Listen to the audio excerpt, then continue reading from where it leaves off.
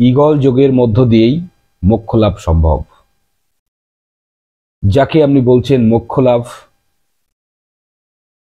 সেটাই হলো এনলাইটেনমেন্ট, সেটাই হলো সিদ্ধি লাভ, সেটাই হলো ঈশ্বর দর্শন।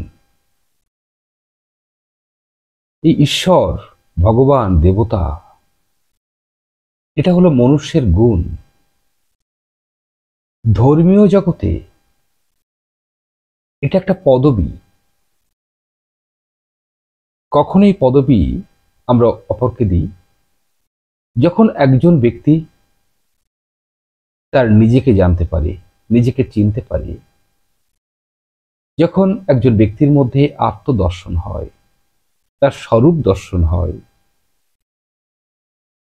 তখন এই ব্যক্তি যে সাধারণের গণ্ডি ত্যাগ করে, যে পশুত্বের গণ্ডি ত্যাগ করে, সে তখন মনুষ্যত্বের সীমানায় প্রবেশ করে। মনুষ্যত্বের সীমানায় প্রবেশ করার পর তার জার্নি শুরু হয়, মনুষ্যত্ব বিকাশ করার জার্নি, মনুষ্যত্বকে জাগানোর জার্নি। আত্মজাগরণ বা আত্মদর্শনের মধ্য দিয়ে একজন মানুষ তার ভেতরের সেই মনুষ্যত্ব গুণগুলোর বিকাশ সাধন করতে পারে। মনুষ্য গুণ বলতে আমরা কি বুঝি? তার দয়া, তার প্রেম, তার সহানুভূতি, তার সমানুভূতি, কোনো কিছুকে মেনে নেওয়ার ক্ষমতা, সত্যকে স্বীকার করার ক্ষমতা, কৃতজ্ঞতা, ক্ষমা, এগুলি তো মানুষের মহাগুণ। এই গুণগুলো যখন একজন মানুষের মধ্যে পূর্ণভাবে বিকশিত হয়, তখন সেই মানুষকেই আমরা বলি দেবতা, সেই মানুষকেই আমরা বলি ঈশ্বর, সেই মানুষকেই আমরা বলি গড। অর্থাৎ মনুষ্য বিকাশের সর্বশ্রেষ্ঠ গন্তব্যে যখন একজন ব্যক্তি পৌঁছায়,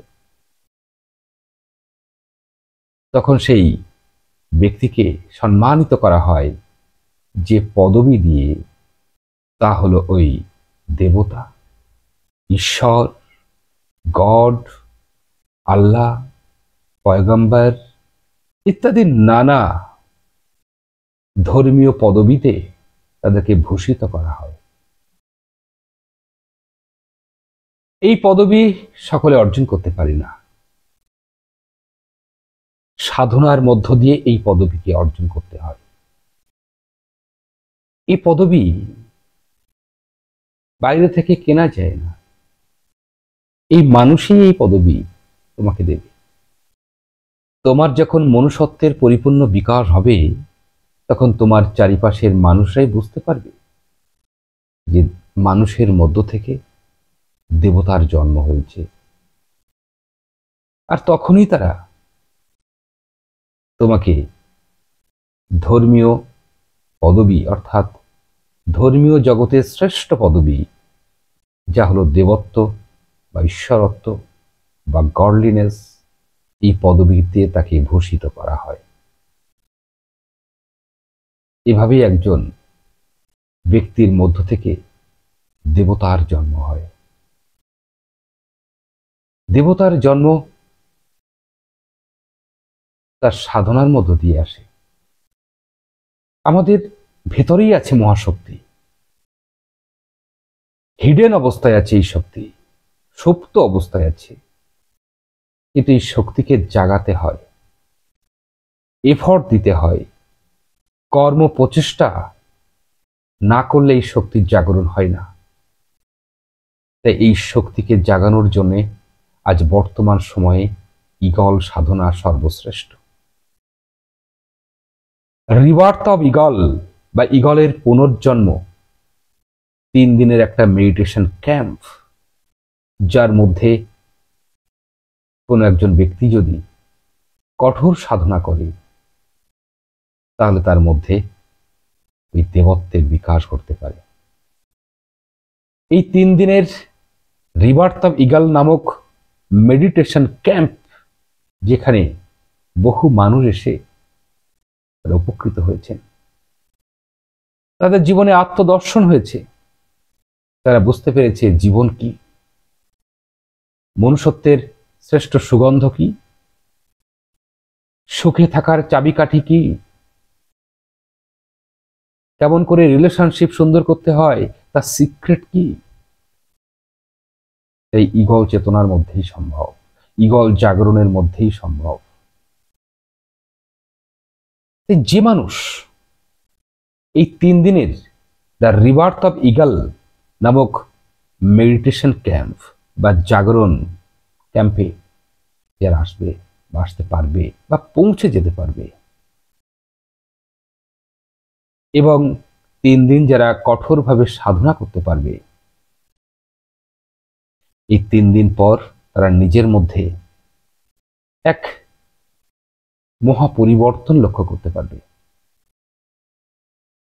তার জীবনের পাস্ট মেমোরি থেকে শুরু করে, তার ভেতরে থাকা টক্সিন থেকে শুরু করে, তার নলেজের কন্ডিশনিং থেকে শুরু করে, যে সকল অপশক্তি তাকে এতদিন পেছন দিকে টেনে ধরে রেখেছিল, এই অপশক্তি থেকে সে মুক্ত হয়ে যাবে এবং সে লক্ষ্য করবে তার ভেতরে এক নতুন শক্তির জন্ম হয়েছে, যে শক্তি তাকে ঊর্ধ্বমুখী বিকাশের জন্য এগিয়ে নিয়ে চলেছে।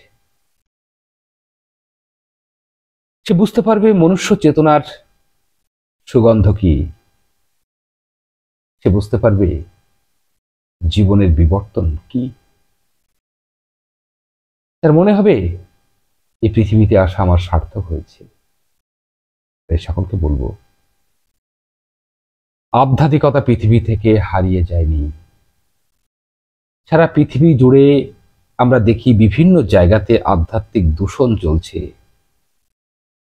কিন্তু আমরা চাই যে সঠিকভাবে মানুষ স্পিরিচুয়ালিটি কি তা জানুক, এবং স্পিরিচুয়াল প্রোগ্রেস কি, স্পিরিচুয়াল এভলিউশন কি, চেতনার বিকাশ কেমন করে হয়, তারা সঠিকটা জানুক।